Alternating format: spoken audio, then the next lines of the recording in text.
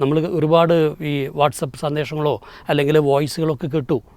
ഇവിടേക്ക് എന്താ വെച്ചാൽ അങ്ങനത്തെ വിചാരണ മുറികളുണ്ടെന്നാണ് പറയുന്നത്, ഇടിമുറികളുണ്ടെന്നാണ്. അതായത് കൊടിയിൽ എഴുതി വെച്ചത് എന്താണോ അതിന് നേരെ എതിരാണ് നടന്നുകൊണ്ടിരിക്കുന്നത്. സ്വാതന്ത്ര്യം, ജനാധിപത്യം, സോഷ്യലിസം, അല്ലേ? ഇതാണല്ലോ ഇത്. അപ്പൊ ഇതിന് നേരെ എതിരായ സംഭവമാണ് എന്ത് ചെയ്യുന്നത് നടക്കുന്നത്. വയനാട് വെറ്ററിനറി കോളേജിലെ നമ്മുടെ ഒരു സുഹൃത്ത്, അതായത് സിദ്ധാർത്ഥ് എന്ന് പറയുന്നൊരു വിദ്യാർത്ഥി ആത്മഹത്യ ചെയ്തൊരു വിഷയം നമ്മൾക്ക് എല്ലാവർക്കും അറിയാവുന്നതുപോലെ ഈ ഒരു വിഷയം ഇന്ന് നമ്മുടെ സമൂഹം മൊത്തം ചർച്ച ചെയ്യപ്പെട്ടുകൊണ്ടിരിക്കുമ്പോൾ കേരളത്തിലെ ചില രാഷ്ട്രീയ പ്രസ്ഥാനങ്ങളും അതുപോലെ തന്നെ ചില രാഷ്ട്രീയ പ്രസ്ഥാനത്തിൻ്റെ വിദ്യാർത്ഥി ഘടകങ്ങളുമൊക്കെ ഈ ഒരു വിഷയത്തിൽ ചോദ്യചിഹ്നത്തിൽ നിന്നുകൊണ്ടിരിക്കുന്ന അല്ലെങ്കിൽ പ്രതിയാക്കപ്പെട്ടുകൊണ്ടിരിക്കുന്ന ഒരു സാഹചര്യത്തിലാണ് ഉള്ളത്. ജനാധിപത്യം ക്യാമ്പസുകളിലേക്ക് കൊണ്ടുവരിക എന്നുള്ളത് കൊണ്ട്, അതായത് അതിൻ്റെ ഒരു പ്രാധാന്യം വിദ്യാർത്ഥികളെ ബോധ്യപ്പെടുത്തുക എന്നുള്ളതാണ് ക്യാമ്പസ് രാഷ്ട്രീയം കൊണ്ട് ഉദ്ദേശമാക്കുന്നത് എന്ന് പലപ്പോഴും നമുക്കൊക്കെ നമ്മുടെ രാഷ്ട്രീയ വിചക്ഷണന്മാരൊക്കെ പറയാറുണ്ട്. യഥാർത്ഥത്തിൽ ഈ ഒരു ക്യാമ്പസ് രാഷ്ട്രീയം ഇന്ന് പിഴച്ചുകൊണ്ടിരിക്കുന്നുണ്ടോ എന്നുള്ളൊരു യാഥാർത്ഥ്യമാണ്. അതിനെക്കുറിച്ചുള്ള ചർച്ചകൾ ഇന്ന് സമൂഹത്തിൽ ഏറ്റവും കൂടുതൽ നടന്നുകൊണ്ടിരിക്കുകയാണ്.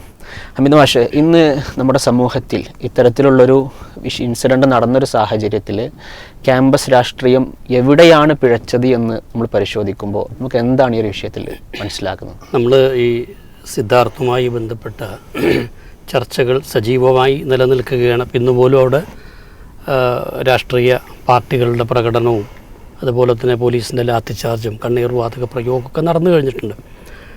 പക്ഷെ നിങ്ങൾ ചോദിച്ച ചോദ്യം വളരെ പ്രസക്തമാണ്. എന്തുകൊണ്ടാണ് ഇത് സംഭവിച്ചത് എന്നുള്ള അർത്ഥത്തിൽ ഒരൊറ്റ കാര്യം നമ്മൾ നോക്കിയാൽ നമുക്കിതിൻ്റെ ദിശ എവിടെ എത്തി എന്നുള്ളത് മനസ്സിലാക്കാൻ പറ്റും. എന്ന് വെച്ചാൽ ഇത് കണ്ടു നിന്ന കുട്ടികളിൽ നിന്ന്, ഇത് ഈ ഒരു ഇത്രയും മൃഗീയമായ ഒരു പീഡനം നടക്കുന്നത് കണ്ടു നിന്ന കുട്ടികളിൽ നിന്ന് ഇത് ഒടുവിൽ തുറന്നു പറയാൻ ഒരു മനസ്സ് കാണിച്ചത് അന്യ സംസ്ഥാനങ്ങളിൽ നിന്നുണ്ടായിരുന്ന PGക്ക് പഠിക്കുന്ന ചില കുട്ടികളാണല്ല. പക്ഷെ അവരഭിമുഖീകരിച്ചൊരു പ്രശ്നം എന്തായിരുന്നു വെച്ചാൽ ഇതാരോട് പറയും. നോർമലി എന്താ വെച്ചാൽ ഒരു ക്യാമ്പസിൽ ഇതുപോലൊരു അക്രമ പ്രവർത്തനം നടക്കുന്ന സമയത്ത് അതിലിടപെട്ട് പ്രശ്നം പരിഹരിക്കേണ്ട ഡീനോ അല്ലെങ്കിൽ ആൻറ്റി റാഗിങ് കമ്മിറ്റിയോ അതല്ലെങ്കിൽ പ്രിൻസിപ്പളോ ഇങ്ങനെയൊക്കെയുള്ള അല്ലെങ്കിൽ വൈസ് ചാൻസലറോ എന്തോ ആയിക്കോട്ടെ, ഈ രീതിയിലുള്ള ചില ഒഫീഷ്യലായ പോസ്റ്റുകളിൽ നിൽക്കുന്ന കുറേ ആളുകളുണ്ടാവും. ഇവരോടാണ് ഇവർ പരാതി പറയേണ്ടത്. പക്ഷെ നിർഭാഗ്യവശാൽ ഈ കുട്ടികളൊക്കെ മനസ്സിലാക്കിയിരുന്ന ഒരു കാര്യം, ഇവരോട് ഈ പരാതി പറഞ്ഞാൽ അവർ പോലും ഒരുപക്ഷെ സമാനമായ രീതിയിലുള്ള പീഡനങ്ങൾക്ക് വിധേയമാകും. കാരണം അത്തരമൊരു അവിശുദ്ധമായ കൂട്ടുകെട്ട് ഈ ക്യാമ്പസുകളിൽ രൂപപ്പെട്ടിരുന്നുള്ളതാണ്. എന്തിനേറെ പോലീസിനോട് പോലും പരാതി പറയാൻ ഇവർക്ക് ധൈര്യമുണ്ടായിരുന്നില്ല. അതുകൊണ്ടാണ് അതിൻ്റെ മുകളിൽ അവർ എന്ത് ചെയ്യുന്നത്, ഈ പരാതി കൊടുക്കുന്നതും ഇത് മധ്യത്തിലേക്ക് കേസ് വരാൻ സമയമെടുക്കാനുള്ളൊരു കാരണം അതാണ്. അപ്പോൾ അവിടെ നമ്മൾ കാണുന്നൊരു കാര്യം എന്താ വെച്ചാൽ ഇവിടുത്തെ അധ്യാപകരും അനധ്യാപകരും വിദ്യാർത്ഥികളുമൊക്കെ ചേർന്നൊരു അവിശുദ്ധ കൂട്ടുകെട്ടുണ്ട്. ഇത് വെറുമൊരു രാഷ്ട്രീയ കൂട്ടുകെട്ട് മാത്രമല്ല, തീർച്ചയായിട്ടും ഒരു രാഷ്ട്രീയത്തിൻ്റെ ഒരു ഘടകം മുൻ VC അടക്കം അതിനെ വിമർശിച്ചിട്ടുണ്ട്. അത് സത്യസന്ധമാണ് നമുക്ക് മനസ്സിലാച്ചാൽ അത് വെറുതെ തന്നെ ആരെങ്കിലും ആരോപണം ഉന്നയിക്കുന്ന ഒരു ഇതൊന്നുമല്ല, അതിന് വിറ്റ്നസ്സുകളുണ്ട് ഇതൊക്കെ. അപ്പോൾ ഇവിടെ ഇതിനകത്ത് ഇൻവോൾവ് ചെയ്ത അധ്യാപകർ ഒരുപക്ഷെ അവർക്ക് രാഷ്ട്രീയം ഉണ്ടായിരിക്കാം, ആ രാഷ്ട്രീയ താല്പര്യങ്ങൾ കുറേയൊക്കെ ഒന്നിക്കാൻ സഹായിച്ചിട്ടുണ്ടായിരിക്കാം.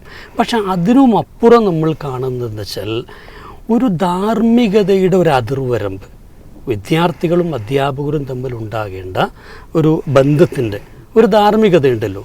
ഈ ധാർമ്മികതയുടെ സദാചാരത്തിൻ്റെ എല്ലാം അതിർവരമ്പുകൾ നഷ്ടപ്പെട്ടിരിക്കുന്നതാണ്. ഇപ്പോൾ ക്യാമ്പസുകൾ സംഭവിച്ചുകൊണ്ടിരിക്കുന്ന ഏറ്റവും മലീമസമായിട്ടുള്ളൊരു മാറ്റമായിട്ടാണ് നമ്മളതിനെ കാണേണ്ടത്.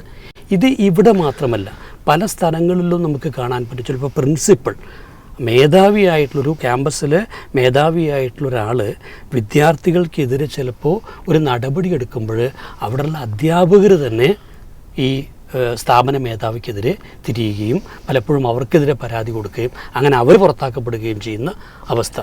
ഇത് ഈ സദാചാരം ഞാൻ പറയാൻ കാരണം എന്താ വെച്ചാൽ നമ്മൾ കേവലം ഇവിടുത്തെ ഇങ്ങനത്തെ ഒരു വിഷയം മാത്രം. ഇപ്പോൾ നമുക്കറിയാം തൃശ്ശൂരിൽ എഞ്ചിനീയറിംഗ് കോളേജിലാണെന്ന് എൻ്റെ ഓർമ്മ. അവിടെ എന്താ വെച്ച് കഴിഞ്ഞാൽ അവിടെ ഒരു ചിത്രം വരച്ചു വെച്ച് അമ്മയുടെയും അച്ഛനുമൊക്കെ നിങ്ങളുടെ അമ്മയും അച്ഛനൊക്കെ എന്താ ചെയ്യുന്നതെന്ന് നിങ്ങൾക്കറിയില്ലേ എന്ന രീതിയിൽ ചോദിക്കുമ്പോൾ അതിൻ്റെ ഉദ്ദേശം എന്താണ്? ഇത്തരത്തിൽ കുട്ടികൾക്കിടയിലുള്ള അധ്യാപകരും വിദ്യാർത്ഥികളും തമ്മിലുള്ള മാതാപിതാക്കളും കുട്ടികളും തമ്മിലൊക്കെ ഉള്ള ഈ സദാചാര ധാർമ്മിക അതിർവരമ്പുകളെ ബോധപൂർവം തന്നെ ഉല്ലംഘിക്കുന്ന അല്ലെങ്കിൽ തകർത്ത് കളയുന്ന ഒരു ആശയത്തെ ക്യാമ്പസിലും എന്ത് ചെയ്തു ശക്തമായിട്ട് കൊണ്ടുവന്നു എന്നുള്ളൊരു യാഥാർത്ഥ്യമുണ്ട്. ഇത് നമുക്ക് തള്ളിക്കളയാൻ പറ്റൂല. രണ്ടാമത്തെ എനിക്ക് ഏറ്റവും വിഷമം തോന്നിയ ഒരു കാര്യം, ഈ വിദ്യാർത്ഥികളെന്ന് പറയുമ്പോൾ നമുക്കറിയാം ഏറ്റവും നല്ല സ്വാതന്ത്ര്യബോധമുള്ള ജനാധിപത്യത്തിന് വേണ്ടി നിലകൊള്ളുന്ന, ഇപ്പോൾ സ്വാതന്ത്ര്യ സമരകാലത്തൊക്കെ ഇപ്പോൾ നമ്മൾ കദരാൻ ബോസിൻ്റെയൊക്കെ കഥ പറയും. 14 വയസ്സായ ഒരു കുട്ടിയാണ് തൂക്കിക്കൊല്ലപ്പെടുന്നത്. അതായത് അന്ന് ആ കാലഘട്ടത്തിലൊക്കെ സ്വാതന്ത്ര്യ സമരത്തിലേക്കൊക്കെ എടുത്തു ചാടാനുള്ള ആ യുവത്വത്തിൻ്റെ ഒരു സ്വാതന്ത്ര്യബോധത്തിൻ്റെ അല്ലെങ്കിൽ രാഷ്ട്രത്തിന് വേണ്ടി ജനങ്ങൾക്ക് വേണ്ടിയൊക്കെ സാക്രിഫൈസ് ചെയ്യാൻ അത്രയേറെ താല്പര്യമുള്ള അതിന് കഴിവുള്ള മാനസിക സന്നദ്ധതയുള്ളവരാണ്. പക്ഷെ അങ്ങനത്തെ ഒരു കുട്ടികളുടെ ഒരു സമൂഹം ഷണ്ഡീകരിക്കപ്പെട്ടതിൻ്റെ ഏറ്റവും നല്ല ഒരു സൂചനയാണിത്. ഇനിയിപ്പോൾ ഒരു 140 കുട്ടികൾ കണ്ടുവന്നോ 100 കുട്ടികൾ കണ്ടുവന്നോ എന്നൊക്കെ നമുക്ക് മാറ്റി നിർത്തുക. എന്തായാലും ആ ഒരു അകത്തളം നമ്മൾ കണ്ടതാണ്. കണ്ടു നിന്നില്ല എന്ന് പറഞ്ഞാലും അടി കിട്ടുമ്പോൾ ഒരു കുട്ടി കരയില്ലേ, റൂമിനകത്തുള്ളൊരു കേൾക്കൂലേ, പുറത്തേക്ക് വരില്ലേ. അപ്പോൾ അത്തരം നുണകളൊന്നും പറയുന്നതിലൊന്നും അർത്ഥമില്ല. ആ കുട്ടികൾ യഥാർത്ഥത്തിൽ പ്രതികരിച്ചില്ല, ഇപ്പോഴും എന്ത് ചെയ്യുന്നില്ല, പ്രതികരിക്കുന്നില്ല. ഇപ്പം എനിക്ക് ഓർമ്മ വരുന്നത് എൻ്റെ ഒരു ക്യാമ്പസ് കാലത്തൊരു സംഭവമാണ്. അപ്പോൾ ഞാൻ പഠിക്കുന്ന ഒരു കാലഘട്ടത്തിൽ കോളേജിൽ സാധാരണ ബസ്സുകാരും കുട്ടികളൊക്കെ തമ്മിലുള്ള പ്രശ്നങ്ങളുണ്ടാവും. അത്തരമൊരു സംഭവത്തിൽ ഈ കുട്ടികളെ ക്യാമ്പസിൽ കയറിയിട്ട് ഒരു ബസ്സിൻ്റെ മുതലാളി കുറച്ച് ഗുണ്ടകളൊക്കെ അയച്ച് അടിച്ചു, മാരകമായിട്ടടിച്ചു. കുട്ടികൾക്ക്, പെൺകുട്ടികളടക്കമുള്ളവർക്ക് പരിക്കേറ്റു. അപ്പോൾ അന്ന് ആ പെൺകുട്ടികളെ അടക്കം, അത് വിദ്യാർത്ഥികളെ പുറത്തു നിന്നുള്ളവർ മർദ്ദിച്ചു എന്നുള്ളതിൻ്റെ ഒരു വികാരം, വിദ്യാർത്ഥികൾ ഞങ്ങൾ ഒറ്റക്കെട്ടാണ്, ഞങ്ങൾ ഒന്നിച്ച് നിൽക്കേണ്ടവരാണെന്നുള്ള ഒരു ബോധം അവരിൽ അത്ര ശക്തമാവുകയും അവർ ഇതിനെതിരെ അന്നെന്ത് ചെയ്തു, ആ ബസ് കത്തിച്ചു. അങ്ങനെ ഒരു സംഭവം തന്നെ ഉണ്ടായിരുന്നു. ആ കേസിൽ കുടുങ്ങിയതിൽ ABVP-കാരുണ്ടായിരുന്നു, SFI-കാരുണ്ടായിരുന്നു, ASF-കാരുണ്ടായിരുന്നു, KSU-കാരുണ്ടായിരുന്നു. അപ്പോൾ ഇവരെല്ലാം തന്നെ പ്രതി ചേർക്കപ്പെടാൻ കാരണം എന്ന് വെച്ചാൽ കുട്ടികൾ എന്ന അർത്ഥത്തിൽ, വിദ്യാർത്ഥികൾ എന്ന അർത്ഥത്തിൽ ഞങ്ങൾ ഒറ്റക്കെട്ടാണെന്നുള്ള ബോധമായിരുന്നു.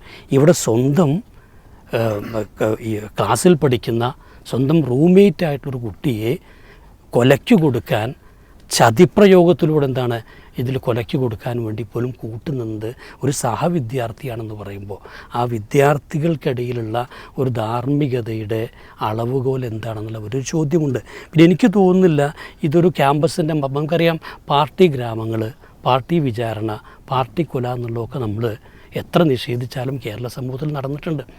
അതിൻ്റെ ഒരു ക്യാമ്പസ് വേർഷനാണ് ഈ നടക്കുന്നത്. കാരണം ഇപ്പോൾ ഈ പറയുന്ന നമ്മൾ ഒരുപാട് ഈ വാട്സപ്പ് സന്ദേശങ്ങളോ അല്ലെങ്കിൽ വോയിസുകളൊക്കെ കേട്ടു. ഇവിടെയൊക്കെ എന്താ വെച്ചാൽ അങ്ങനത്തെ വിചാരണ മുറികളുണ്ടെന്നാണ് പറയുന്നത്, ഇടിമുറികളുണ്ടെന്നാണ്. അപ്പോൾ അത്തരത്തിലൊക്കെ ക്യാമ്പസുകൾ പരിവർത്തിപ്പിക്കപ്പെടുന്നുണ്ടെങ്കിൽ ഇതിൻ്റെ ഉത്തരവാദിത്വം ഒരു കേവലം ആ കോളേജിൽ മാത്രം നടക്കുന്നതല്ല. ഞാൻ ശരിക്കും പറഞ്ഞു കഴിഞ്ഞാൽ ഈ നമ്മുടെ ക്യാമ്പസുകളിൽ വ്യക്തമായിട്ടൊരു ഇൻവിജിലേഷൻ നടക്കേണ്ടതുണ്ട്. കാരണം നമ്മൾക്കൊക്കെ അറിയാവുന്ന പല ക്യാമ്പസുകളിലും, പ്രത്യേകിച്ചും ഇപ്പോഴത്തെ അവസ്ഥയിൽ അതെന്താ വെച്ചാൽ, ഇപ്പോൾ പേര് പറയത്തില്ല, SFI-ക്ക് മേധാവിത്വമുള്ള ക്യാമ്പസുകളിൽ മറ്റു രാഷ്ട്രീയ പാർട്ടികൾ, മറ്റു വിദ്യാർത്ഥി സംഘടനകളെ പ്രവർത്തിക്കാൻ അനുവദിക്കാറില്ല എന്നുള്ളത് ഒരു യാഥാർത്ഥ്യമാണ്. നമ്മൾ തുറന്നു പറയാതിരിക്കുന്നല്ലോ.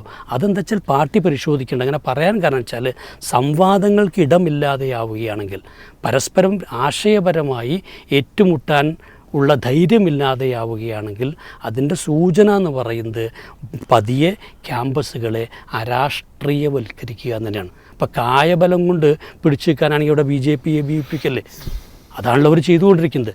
അതേ രാഷ്ട്രീയമാണ് ഒരു ആശയ അടിത്തറയുള്ള, ബലമുള്ളൊരു അടിത്തറയുണ്ടെന്ന് പറയപ്പെടുന്ന ഒരു രാഷ്ട്രീയ കക്ഷിയുടെ അല്ലെങ്കിൽ വിദ്യാർത്ഥി സംഘടന പ്രയോഗിക്കുന്നതെങ്കിൽ നാളെ ക്യാമ്പസുകൾ പൂർണ്ണമായി അരാഷ്ട്രീയവൽക്കരിക്കപ്പെട്ടാൽ അതിൻ്റെ ഒരു കാരണം ഒരിക്കലും അത് പുറത്തുനിന്നുള്ള കൊളോണിയൽസോ ക്യാപിറ്റൽസോ ഒന്നും ആവില്ല, മറിച്ച് ഇവർ തന്നെ ആയിരിക്കും എന്നുള്ളത് എന്ത് ചെയ്യുക. എൻ്റെ കൂടെ ഒന്ന് രണ്ട് കാര്യങ്ങൾ വെച്ചാൽ അത് ശരിയാണെന്ന് 100% അറിയില്ല. ഈ സംവരണ സീറ്റിലൂടെ വന്ന ഒരു കുട്ടിയാണെന്നും അതിൻ്റെ പേരിൽ ഈ കുട്ടി വിമർശിക്കപ്പെട്ടിരുന്നൊക്കെ പറയുന്നു. ഒരിക്കലും ഇപ്പോൾ നമ്മളുടെ കാലഘട്ടത്തിൽ നമ്മൾ ജാതിയൊന്നും അറിഞ്ഞിരുന്നില്ല. അപ്പോൾ ജാതിയൊക്കെ അത്രമാത്രം പ്രകടമായിട്ട് ഇവിടെ ചർച്ച ചെയ്യപ്പെടുന്നുണ്ടെങ്കിൽ ആ കുട്ടികൾക്കിടയിൽ വന്ന മാറ്റത്തെ നമ്മൾ അപകടകരമായിട്ട് കാണണം. ആര് കൊണ്ടുവന്നാലും ശരി. അതിനേക്കാൾ അപകടകരമുള്ളൊരു കാര്യം കൂടെ കിട്ടും. എന്താ വെച്ചാൽ ഇതിലൊരു ജിഹാദി എലമെൻ്റ് ഉണ്ട് എന്നുള്ള രൂപത്തിൽ. അത് ചില കാവ്യ ചാനലുകളാണ് പുറത്തു കൊണ്ടുവന്നെങ്കിലും ഇതിനെ ആദ്യം നിഷേധിക്കേണ്ടത് ആരാണ്? ആദ്യം നിഷേധിക്കേണ്ടത് ഈ രാഷ്ട്രീയ കക്ഷി തന്നെയാണ്. കാരണം അവർക്ക് ആ ഉത്തരവാദിത്തമുണ്ട്. കാരണം ഒരു വിഭാഗം ഇതിനെ പോളറൈസ് ചെയ്യാനും ഇതിനകത്തേക്ക് മതത്തെ തിരികെ കയറ്റാനുമുള്ള ഒരു ശ്രമം നടത്തുന്നത് കണ്ടപ്പോൾ തന്നെ ഇതിലെന്തില്ല അത്തരത്തിലുള്ള യാതൊരു ഇസ്ലാമിക വിചാരണ നടന്നു എന്നാണ് പറയുന്നത്. അതൊക്കെ ഗൗരവമുള്ള വിഷയമല്ലേ. അപ്പോൾ ഇല്ലാത്ത ഒന്നിനെ കൊണ്ടുവന്നുകൊണ്ട് ഈ വിഷയത്തെ കൂടുതൽ കലുഷമാക്കാനാണോ അതോ ചിലരെ രക്ഷിക്കാൻ വേണ്ടിയാണോ നമുക്കറിയില്ല കേട്ടോ. കാരണം ആ ഒരു ശ്രമവും ഇവിടെ ചില ചാനലുകളിലൊക്കെ നടന്നു കണ്ടു. അവിടെയും ഇസ്ലാമിക വിചാരണയെ തെറ്റിദ്ധരിപ്പിക്കപ്പെടുന്ന ഒരു സാഹചര്യം അല്ല. ഇതൊക്കെ മറ്റൊക്കെ പോട്ടെ, ഇസ്ലാം അങ്ങനെ ഒരു വിചാരണ ഉണ്ടോ അല്ലെങ്കിൽ കൊലക്കുള്ള അനുവാദമൊക്കെ പോട്ടെ. ഞാൻ വെച്ചാൽ അങ്ങനെ പറയുന്നത് പോലും അത്ര അപകടകരമല്ലേ. കാരണം അത് നാളെ എന്താ വെച്ചാൽ മറ്റു ക്യാമ്പസുകളിലൊക്കെ തന്നെ ഇത്തരം ചിന്തകൾക്ക് വളം കൊടുക്കും. എന്തായാലും ശരി, പരസ്യ വിചാരണയുടെ ഒരു മനഃശാസ്ത്രം എന്ന് പറയുന്നത് അതീവ അപകടകരമായ ഒന്നാണ്. അത് ഫാഷിസത്തിൻ്റെ കൃത്യമായ അടയാളമാണ്. അതുകൊണ്ട് തന്നെ SFIയെ സംബന്ധിച്ചിടത്തോളം അവരിപ്പോൾ തിരുത്തിയിട്ടില്ലെങ്കിൽ അവരെ സംബന്ധിച്ചിടത്തോളം അവരുടെ ഭാവി നശിക്കാൻ പോവുകയാണെന്നുള്ള യാതൊരു സംശയവുമില്ല. ആശയ ലോകത്തേക്ക് അവർ തിരിച്ചു വരേണ്ടതുണ്ട്. അത് തന്നെയാണ് കേരള രാഷ്ട്രീയം ആഗ്രഹിക്കുന്നത് യഥാർത്ഥത്തിൽ. തീർച്ചയായിട്ടും അഷ്റഫ്, അതിൽ നമ്മൾ കൂട്ടിച്ചേർക്കുമ്പോൾ ഒരു രാഷ്ട്ര നിർമ്മാണത്തിനാവണം രാഷ്ട്രീയ പ്രവർത്തനം എന്നുള്ളതാണ് സാധാരണഗതിയിൽ നമ്മൾ പറയാറുള്ളത്. അതിൽ നിന്ന് മാറിപ്പോകുന്നൊരു സാഹചര്യം ഉണ്ടായിട്ടുണ്ടോ? ഇന്നത്തെ വിദ്യാർത്ഥി പ്രത്യേകിച്ച് അരാഷ്ട്രീയവാദങ്ങൾ കുട്ടികൾക്കിടയിൽ ഏറ്റവും കൂടുതൽ വളർന്നു വരുന്നൊരു സാഹചര്യമൊക്കെയാണ്. അപ്പം ഇത്തരം സാഹചര്യത്തിൽ ഈ ഒരു സംഭവത്തെ എങ്ങനെയാണ് നോക്കിക്കാണേണ്ടത്? കൈവിട്ട് പോയ സാഹചര്യം ഉണ്ട് എന്നാണല്ലോ ഇപ്പോൾ നമുക്ക് മനസ്സിലാകുന്നത്. അതുകൊണ്ടാണല്ലോ ഇപ്പോൾ അങ്ങനത്തെ അനുഭവങ്ങളൊക്കെ ഉണ്ടായത്. എനിക്ക് തോന്നുന്നത് എന്താണെന്ന് വെച്ചാൽ കേരളത്തിൽ നേരത്തെ ഈ രാഷ്ട്രീയ കൊലപാതകങ്ങൾ അടിക്കടി നടന്നിരുന്നു. പ്രത്യേകിച്ച് കണ്ണൂർ ജില്ലയിലാണ് കൂടുതൽ നടന്നിരുന്നത്. അപ്പോൾ അതിങ്ങനെ ഒരു ക്രിക്കറ്റ് കളിക്കുന്ന പോലെ സ്കോർ വീഴുന്നൊരവസ്ഥയാണ് എന്തിൻ്റെ ഉണ്ടായിരുന്നത്. എന്നാൽ അത് കേരളത്തിൽ വൻതോതിൽ ചർച്ചയായി. ആ ചർച്ച വന്നതിന് ശേഷം പിന്നെ അത് ചില മധ്യസ്ഥന്മാരൊക്കെ ഇടപെട്ടുകൊണ്ടാണ് എന്ന് പറയപ്പെടുന്നുണ്ട്. അത് ചില ഡിസ്കഷൻസൊക്കെ നടന്ന് പിന്നെ അത് കുറച്ച് കാലങ്ങളായിട്ട് അതിനൊരു സാവകാശം നമ്മൾ കാണുന്നുണ്ട്, ഒരു ഇടവേള കാണുന്നുണ്ട്. അപ്പോൾ അതിന് മനസ്സിലാകുന്നത് എന്താ, അതായത് വളരെ നിഷ്ഠൂരമായിട്ട് ഈ രൂപത്തിലുള്ള കൊല ചെയ്യുമ്പോൾ അത് ഇവിടെയുള്ള പൊതുസമൂഹത്തിൻ്റെ മുമ്പിൽ ആ കൊല ചെയ്യുന്ന പാർട്ടി ആരാണോ ആ പാർട്ടിയെ സംശയിക്കപ്പെടുന്നു, അവരെ പിന്നെ ജനങ്ങൾ ഒറ്റപ്പെടുത്തുന്നു എന്ന് കൃത്യമായി മനസ്സിലായതിൻ്റെ അടിസ്ഥാനത്തിൽ ഈ പോക്ക് വളരെ അപകടകരമാകുമെന്ന തിരിച്ചറിവിൻ്റെ അടിസ്ഥാനത്തിൽ തന്നെയാണ് അങ്ങനെ ഒരു ചർച്ച നടന്നതും അത് ഇല്ലാതെയാകുന്നതൊക്കെ. അത് ഇനി എത്രത്തോളം നിലനിൽക്കുന്നതൊക്കെ നമുക്ക് ഭാവി കാണേണ്ടതാണ്. പക്ഷേ കുറച്ച് കാലം ഒരു ഗ്യാപ്പ് കണ്ടിട്ടുണ്ട്. യഥാർത്ഥത്തിൽ ഈ വയനാട് നടന്ന സംഭവം വെച്ചുകൊണ്ട് ക്യാമ്പസ് രാഷ്ട്രീയത്തിലും ഈ നിലക്കുള്ള ഒരു പൊളിച്ചെഴുത്തിന് പറ്റിയ ഏറ്റവും നല്ല സന്ദർഭമായിട്ട് ഇതിനെ, പ്രത്യേകിച്ച് ഇതിലേറ്റവും പ്രതി ചേർക്കപ്പെട്ടിരിക്കുന്ന ആക്ഷേപിക്കപ്പെട്ടുകൊണ്ടിരിക്കുന്ന SFIയും അതുപോലെ തന്നെ അവരുടെ പിന്നെ മാതൃസംഘടനയാണെന്ന് അവർ അംഗീകരിച്ചിട്ടില്ലെങ്കിലും ഒരു സത്യമാണ് CPM ആണെന്ത് അവരുടെ ആ നിലക്കുള്ള പാർട്ടി. ആ പാർട്ടിയുടെ ലീഡർഷിപ്പും വളരെ സുചിന്തിതമായി ആലോചിക്കേണ്ട ഒരു ഘട്ടമാണ് ഇപ്പോൾ എന്നാണ് എനിക്ക് തോന്നുന്നത്. കാരണം ഈ പിന്നെ ക്യാമ്പസ് രാഷ്ട്രീയം വഴിതിരിഞ്ഞത് ഇപ്പോൾ നമുക്ക് ചരിത്രത്തിൽ 1960-70കളിൽ ഒരു വിദ്യാർത്ഥി ആവശ്യങ്ങൾക്ക് വേണ്ടിയാണ്. നേരത്തെ പിന്നെ അമിത് മാഷ് പറഞ്ഞ രൂപത്തിൽ ആ ക്യാമ്പസിലെ വിദ്യാർത്ഥികൾ അനുഭവിക്കുന്ന എന്തെങ്കിലും ഇഷ്യൂസുകളോ പ്രശ്നങ്ങളോ, അവരുടെ വിദ്യാഭ്യാസപരമായ അവകാശത്തിൻ്റെ പ്രശ്നങ്ങൾ, സൗകര്യത്തിൻ്റെ പ്രശ്നങ്ങൾ, അവരനുഭവിക്കുന്ന മറ്റു ഒറ്റപ്പെടുത്തലുകൾ, അങ്ങനത്തെ വിഷയത്തിന് പൊതുവായിട്ട് ഒരു ഉണ്ടായി വരുന്ന പ്രതികരണങ്ങളും അങ്ങനെയുള്ള സംഭവങ്ങളായിട്ടാണ് വിദ്യാർത്ഥി ആവശ്യങ്ങൾക്ക് വേണ്ടിയാണ് വിദ്യാർത്ഥികൾ എന്ത് ചെയ്ത് സംഘടിച്ചു വന്നത്. അതൊരു ശരിയായ റൂട്ടിലായിരുന്നു അന്നുണ്ടായിരുന്നത്. പിന്നെ 1977 ഒരു അടിയന്തരാവസ്ഥയ്ക്ക് ശേഷമാണ് ഇതിൻ്റെ പ്ലാറ്റ്ഫോം എന്ത് ചെയ്യുന്നത്, ഈ തെറ്റിക്കൊണ്ട് വരുന്നത്. അതായത് വിദ്യാർത്ഥി രാഷ്ട്രീയവും കലാലയ രാഷ്ട്രീയവും നമുക്ക് രണ്ടായി തന്നെ കാണണം. അതായത് കലാലയ രാഷ്ട്രീയം ഒരു കക്ഷി രാഷ്ട്രീയത്തിൻ്റെ ഉപകരണമായി മാറിയത് ഈ ഒരു 1975, 76, 77 കാലഘട്ടത്തിന് ശേഷമാണ്. അവിടെയാണ് ഇത് പഴച്ചത്. ശരിക്കും ചരിത്രത്തിൽ തന്നെ അവിടെയാണ് എന്ത് ചെയ്യുന്നത്, ഇതിൻ്റെ ജംഗ്ഷൻ പഴച്ചു പോകുന്നത്.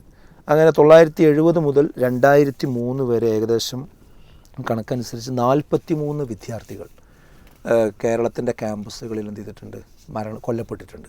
പല രാഷ്ട്രീയ പാർട്ടികളിൽ നിന്നായിട്ട് കൊല്ലപ്പെട്ടിട്ടുണ്ട്. അങ്ങനെ ഇത് വളരെ വലിയ ചർച്ച കേരളത്തിൽ ഉയർന്നു വന്നു. അങ്ങനെ 2003 ഒരു മെയ് 26 ഹൈക്കോടതി ക്യാമ്പസ് രാഷ്ട്രീയം തന്നെ വിലക്കിക്കൊണ്ടുള്ള ഉത്തരവും പുറപ്പെടുവിച്ചിട്ടുണ്ട്. അത് പിന്നെ സ്കൂളിലേക്കും മറ്റു സ്ഥാപനങ്ങളിലേക്കും കോളേജുകളിലേക്കൊക്കെ ആ ഒരു മെസ്സേജ് വളരെ വൻതോതിൽ അന്ന് വന്നിട്ടുണ്ട്. അന്ന് തന്നെ എന്ത് ചെയ്തു, ഇതിങ്ങനെ പോയി കഴിഞ്ഞാൽ ആ രാഷ്ട്രീയവാദം ഒരു ഭാഗത്ത് വരും, അവിടെ മദ്യവും മയക്കുമരുന്നും അതുപോലെ തന്നെ തീവ്രവാദ പ്രവർത്തനങ്ങളൊക്കെ ക്യാമ്പസിലേക്ക് വരുമെന്ന ചർച്ചയും ഡിബേറ്റും ഒക്കെ ആ സമയത്ത് വളരെ വൻതോതിലുണ്ടായ കാര്യങ്ങളാണ്. യഥാർത്ഥത്തിൽ പിന്നെ അവിടുന്ന് ഇങ്ങോട്ട് പോകുന്ന ശേഷം പിന്നെ ഇപ്പോൾ ഈ നടന്നുകൊണ്ടിരിക്കുന്ന കാര്യങ്ങൾക്ക് എപ്പോഴാണ് പിന്നെ വിധി കിട്ടിയത് എന്ന് ഞാൻ പരിശോധിച്ചിട്ട് എനിക്ക് കാണാൻ പറ്റിയിട്ടില്ല.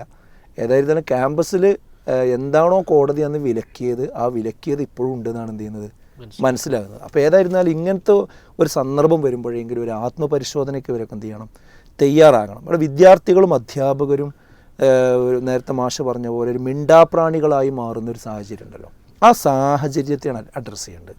എന്താണ് അങ്ങനെ അധ്യാപകരും വിദ്യാർത്ഥികളും ഇത് കണ്ണിൽ കണ്ടിട്ടും ഇത് പറയാൻ അവർക്ക് കഴിയാതെ പോകുന്നതിൻ്റെ ഒരു അടിസ്ഥാന കാരണം എന്താണ്? ആ കാരണത്തെയാണ് നമ്മൾ ക്വസ്റ്റ്യൻ ചെയ്യേണ്ടത്. അതിൽ പ്രധാനപ്പെട്ടത് തന്നെയാണ് ഒരു രാഷ്ട്രീയ പാർട്ടിയുടെ വിദ്യാർത്ഥി സംഘടനക്ക് മാത്രം മേൽക്കൈ കിട്ടുന്ന, അധീശത്വം കിട്ടുന്ന ആ ഒരു സാഹചര്യം. എന്നിട്ട് അവിടെ മറ്റൊരു കക്ഷിക്ക് പിന്നെ ഇലക്ഷന് മത്സരിക്കാനും നോമിനേഷൻ കൊടുക്കാനും കഴിയാത്ത ഒരു സാഹചര്യം. അത് കേരളത്തിലുണ്ട് എന്ന് പറയുന്നത് കേരളത്തിൻ്റെ പ്രബുദ്ധതയ്ക്ക് ഏൽക്കുന്ന കനത്ത പ്രഹരമാണ്.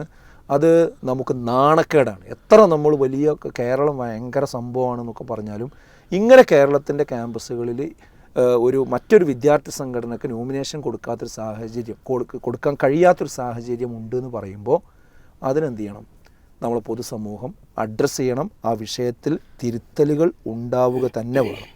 അതായത് ഇവരിപ്പോൾ ചെയ്യുന്ന സംഭവം എന്താ വെച്ചാൽ, ഒന്നുകിൽ ഞങ്ങളെ കൂടെ കൂടുക.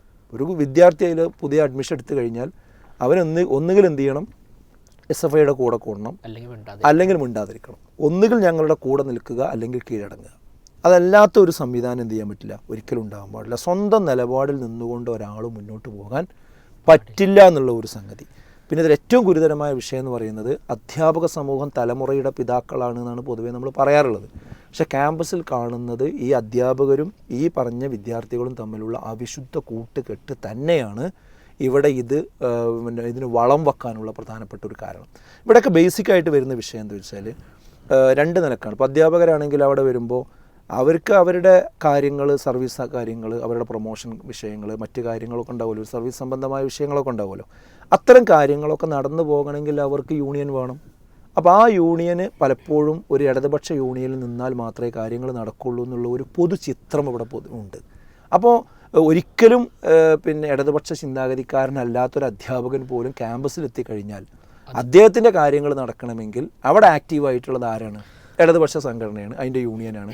അപ്പോൾ അതിൻ്റെ ഒരു മെമ്പർഷിപ്പ് എടുത്താൽ എൻ്റെ കാര്യങ്ങളൊക്കെ എന്തെങ്കിലും സേഫാവും, എനിക്ക് പിന്നെ ആനുകൂല്യങ്ങളൊന്നും കിട്ടിയില്ലെങ്കിൽ ദോഷമില്ലാതെ ഇവിടുന്ന് രക്ഷപ്പെട്ടു പോകാമെന്നുള്ള രൂപത്തിൽ ആ ഒരു പ്ലാറ്റ്ഫോം അവിടെ ഉണ്ട്. ആ പ്ലാറ്റ്ഫോം ഉള്ളതുകൊണ്ടാണ് അവരെന്ത് ചെയ്യുന്നത്, ആ രീതിയിലേക്ക് പോകുന്നത്. അതേ അവസ്ഥ തന്നെയാണ് വിദ്യാർത്ഥികൾക്കും സംഭവിക്കുന്നത്. എൻ്റെ പഠന കാലഘട്ടം ഇവിടുന്ന് മര്യാദക്ക് കഴിഞ്ഞു പോകണമെങ്കിൽ ഇവിടെ വന്ന് നോക്കിയാൽ ഇവർ പറയുന്ന പോലെ ചെയ്താലേ എന്ത് ചെയ്യുള്ളൂ, നടക്കുള്ളൂ എന്നുള്ള രൂപത്തിലേക്ക് അവർ എത്തുകയാണ്. തടിക്ക് കുഴപ്പമില്ല. അപ്പോൾ ഞാൻ നാട് നന്നാക്കാനും ക്യാമ്പസ് നന്നാക്കാനും പൊളിറ്റിക്സ് നന്നാക്കാനും ഞാൻ നിന്നുകാണ്ടിൻ്റെ അത് വീട്ടിൽ നിന്നും എന്ത് ചെയ്യും, രക്ഷിതാക്കൾ ലീവിൽ ചെല്ലുമ്പോൾ എന്ത് പറയും, അവിടുത്തെ അവസ്ഥയൊക്കെ ഒന്ന് കൊടുക്കുമ്പോൾ മോനെ ഈ പഠിച്ചാൽ മതി, വേറെ കാര്യങ്ങൾക്കൊന്നും പോകണ്ട എന്ന് പറഞ്ഞു കൊടുക്കും. അതോടുകൂടി ആ ഒരു ആനുകൂല്യത്തിലാണ് ഇവർ ഇടപെടണ്ടെന്ന് പറയും. അപ്പോൾ യഥാർത്ഥത്തിൽ അരാഷ്ട്രീയവാദം അല്ല, അതിൻ്റെ അപ്പുറത്തേക്കാണ് എന്ത് ചെയ്യുന്നത്, വിദ്യാർത്ഥി സമൂഹത്തെയും നമ്മുടെ അധ്യാപക സമൂഹത്തെയും ഈ ഒരു കാലാവസ്ഥ കൊണ്ടുപോകുന്നത്. അതായത് കൊടിയിൽ എഴുതി വെച്ചത് എന്താണോ അതിന് നേരെ എതിരാണ് നടന്നുകൊണ്ടിരിക്കുന്നത്. സ്വാതന്ത്ര്യം, ജനാധിപത്യം, സോഷ്യലിസം, അല്ലേ? ഇതാണല്ലോ ഇത്. അപ്പോൾ ഇതിന് നേരെ എതിരായ സംഭവമാണ് എന്ത് ചെയ്യുന്നത്, തത്വത്തിൽ നടക്കുന്നത്. അത് കൊടിയിൽ എഴുതാനും വാർത്തയിൽ കൊടുക്കാനും മുദ്രാവാക്യം വിളിക്കാനും ഒക്കെ മാത്രമുള്ളൊരു സാധനമാണ് യഥാർത്ഥത്തിൽ. പിന്നെ കേന്ദ്ര സർക്കാരിനെ അതിശക്തമായി ഇപ്പോൾ വിമർശിച്ചുകൊണ്ടിരിക്കും. ഇപ്പോൾ ഇലക്ഷൻ്റെ മൂഡിലാണുള്ളത്. എന്താ പറയുന്ന പോയിൻ്റ് എന്താ? അവർ ജനാധിപത്യവാദികളല്ല, അവർ ഫാസിസ്റ്റുകളാണ്, അവരടക്കി ഭരിക്കുന്നു, ഇന്ത്യയുടെ സ്വഭാവം മാറ്റുന്നു, ഒരാളിൽ ശ്വാസം അയക്കാൻ സമ്മതിക്കുന്നില്ല, ആൾക്കൂട്ട കൊലപാതകം നടത്തുന്നു. ശരിയാണ്. അത് പിന്നെ BJP എതിർക്കുന്നത് അത് നിങ്ങൾ ചെയ്യേണ്ട ഞങ്ങൾ ചെയ്തോളാന്നാണോ? അല്ല, അത് നിങ്ങൾ ചെയ്യേണ്ടതൊക്കെ ഞങ്ങൾ ചെയ്തോളാം, കേരളത്തിൽ ഞങ്ങളെ ഭരണമാണെങ്കിൽ ഞങ്ങൾ ചെയ്തോളാം എന്ന രൂപത്തിലേക്ക് വരുന്ന രീതി എന്തല്ല. അത് ഈ ക്യാമ്പസുകളിൽ ഒറ്റപ്പെട്ട സംഭവമല്ല, ഇത് ഓരോ വിഷയം വരുമ്പോഴും ഇത് തന്നെയാണ് ചർച്ച. പ്രവർത്തനം കൊണ്ട് അതെ, ഇത് തന്നെയാണ് എന്ത് ചെയ്യുന്നത് ഇവിടെ കണ്ടുകൊണ്ടിരിക്കുന്നത്. അപ്പോൾ ഈ പിന്നെ ഓരോ ഞാൻ പറഞ്ഞാൽ അധ്യാപകരും ഒക്കെ അവിടുത്തെ തെറ്റായ നോമിനേഷനുകൾ, അവിടെ നിയമനങ്ങൾ, അപ്പോൾ പിന്നെ മറ്റു ചാനലുകളിലൂടെ വന്ന് കയറിയ അധ്യാപകർ, ഡീൻമാർ, അങ്ങനെയുള്ള ആളുകളൊക്കെ അങ്ങനെ നിലനിന്ന് പോകണമെങ്കിൽ എന്ത് വേണം? ഇവരെ സപ്പോർട്ട് അവർക്ക് വേണം. അപ്പോൾ ആ അവിശുദ്ധ കൂട്ടുകെട്ട് അവിടെ നിൽക്കും. അതാണ് ഇതിൻ്റെ അടിസ്ഥാനപര പ്രശ്നം. അപ്പോൾ മാത്രമല്ല, സ്വന്തം വീഴ്ചകളോ കാര്യങ്ങളോ ന്യൂനതകളോ എന്തെങ്കിലും ഉണ്ടെങ്കിൽ അതൊക്കെ മൂടി വെക്കാനും ഈ അവിശുദ്ധ കൂട്ടുകെട്ട് എന്ത് ചെയ്യും? അവർക്ക് പിന്നെ സഹായകമാകും. അപ്പോൾ ഇവിടെ നമുക്ക് പറയാനുള്ളത് എന്താണെന്ന് വെച്ചാൽ, പരാതി പറയാൻ, പ്രശ്നങ്ങൾ നിർഭയമായി പറയാനുള്ളൊരു പ്ലാറ്റ്ഫോം കേരളത്തിൻ്റെ ക്യാമ്പസുകളിൽ ഉണ്ടാവണം. ഇതാണ് ഇപ്പോൾ ഈ വിഷയത്തിൽ നമുക്ക് പറയാനുള്ളൊരു നിർദ്ദേശം. അതിനെന്ത് വേണമെന്ന് വെച്ചാൽ, ഒരു ജഡ്ജിയുടെയോ അതല്ലെങ്കിൽ ഒരു സ്വതന്ത്ര ഏജൻസിയുടെ, അതായത് സർക്കാരിന് ഒരിക്കലും തന്നെ സ്വാധീനിക്കാൻ കഴിയാത്ത ഒരു ജുഡീഷ്യൽ സംവിധാനത്തിൽ വെച്ചുകൊണ്ട് ഒരു നേതൃത്വത്തിൽ കേരളത്തിലെ മുഴുവൻ ക്യാമ്പസുകളിലും ഒരു അന്വേഷണം നടത്തണം. ആ അന്വേഷണത്തിൻ്റെ മുമ്പിൽ കുട്ടികൾ ഹാജരാകണം, അധ്യാപകർ ഹാജരാകണം, കുട്ടികളുടെ രക്ഷിതാക്കൾ ഹാജരാകണം. അവർക്കൊക്കെ വളരെ അതീവ രഹസ്യമായി അവരുടെ കാര്യങ്ങൾ ഈ ഒരു സംവിധാനത്തിൻ്റെ മുമ്പിൽ, ഈ ഏജൻസിൻ്റെ മുമ്പിൽ പറയാനുള്ള ഒരു സാഹചര്യം ഉണ്ടാകണം. അവരെന്ത് പറഞ്ഞു അതിൻ്റെ പേരിൽ പിന്നെ അവരെ വേട്ടയാടുന്നൊരു അവസ്ഥ എന്ത് ചെയ്യരുത്, ഉണ്ടാക്കരുത്. അങ്ങനെ പഴുതടച്ചുകൊണ്ടുള്ള ഒരു അന്വേഷണത്തിന് കോടതിയാണെങ്കിൽ കോടതി ഇടപെട്ടുകൊണ്ട് ഈ സന്ദർഭം മുന്നിൽ വെച്ചുകൊണ്ട് ഉണ്ടാക്കണം എന്നാണ് നമുക്ക് പറയാനുള്ളത്. അതിന് സമയം വൈകിയിട്ടുണ്ട്. എന്നിട്ട് ആ റിപ്പോർട്ട് കേരള സമൂഹത്തിന് മുന്നിൽ വരട്ടെ. എന്താണ് യഥാർത്ഥത്തിൽ കേരളത്തിൻ്റെ സമൂഹത്തിൽ നടക്കുന്നത് എന്നുള്ളത്. ഈ ഇടിമുറികളുണ്ടോ? അതേപോലെ തന്നെ അവിടെ ആയുധങ്ങൾ സൂക്ഷിക്കുന്നുണ്ടോ? അവിടെ പിന്നെ വേറൊരു സംഘടനയ്ക്ക് പ്രവർത്തിക്കാനുള്ള അനുവാദമില്ലാത്ത അവസ്ഥ ഉണ്ടോ? നോമിനേഷൻ കഴിയാത്ത അവസ്ഥ ഉണ്ടോ? ഈ കുട്ടികൾ റാഗിങ്ങിൻ്റെ പേരിൽ എന്തൊക്കെയാണ് അനുഭവിച്ചുകൊണ്ടിരിക്കുന്നത്? ഇതെല്ലാം പുറത്തു വരട്ടെ. ഇത് ആ കുട്ടികൾ സംസാരിക്കട്ടെ. അപ്പോൾ അങ്ങനെ നിർഭയമായി ഇവരിവിടെ കാര്യങ്ങൾ പറയാൻ പറ്റുന്ന ഒരു സാഹചര്യത്തിൽ എന്ത് ചെയ്യണം, ഇവിടെ ഉണ്ടാക്കണം. അതിന് ഈ ചർച്ച സഹായകമാകണം. അതെനിക്ക് മാധ്യമങ്ങളോടും പറയാനുള്ളത് എന്താ വെച്ചാൽ, ഇനി അടുത്തൊരു വിഷയം വരുമ്പോഴേക്ക് ഇത് മാറ്റി വെച്ചുകൊണ്ട് അതിൻ്റെ പിന്നാലെ പോകുന്നതിന് പകരം ഈ ഫയൽ ഇനി അടുത്തൊരു കുട്ടി ഇതുപോലെ മരണപ്പെടാനും കൊല്ലപ്പെടാനും കാരണമാകാത്ത വിധം ഈ വിഷയത്തെ എന്ത് ചെയ്യണം, പരിഹരിക്കാനുള്ള പ്രായോഗിക നടപടികളിലേക്ക് കടക്കണമെന്ന് തന്നെയാണ്. തീർച്ചയായിട്ടും അഭിമന്യു അടക്കമുള്ള ഒരുപാട് രക്തസാക്ഷികൾ അല്ലെങ്കിൽ കൊലപാതകങ്ങൾ നമ്മുടെ ക്യാമ്പസുകളിൽ നടക്കപ്പെടുന്നൊരു സാഹചര്യം ഉണ്ടായിട്ടുണ്ട്. എന്തായാലും ഇതൊക്കെ ഇത്തരം ഈ ഒരു വിഷയങ്ങൾ ഇനിയൊരു നിരപരാധി പോലും കൊല്ലപ്പെടുന്നൊരു സാഹചര്യം ഇല്ലാതിരിക്കട്ടെ എന്ന് നമുക്ക് ആശിക്കാം. അതിനുള്ളൊരു പ്രവർത്തനങ്ങളുമായി കൊണ്ട് മുന്നോട്ട് പോകാമെന്നാണ് ഈ ഒരു ഡിസ്കഷനിൽ നമുക്ക് മനസ്സിലായിട്ടുള്ളത്.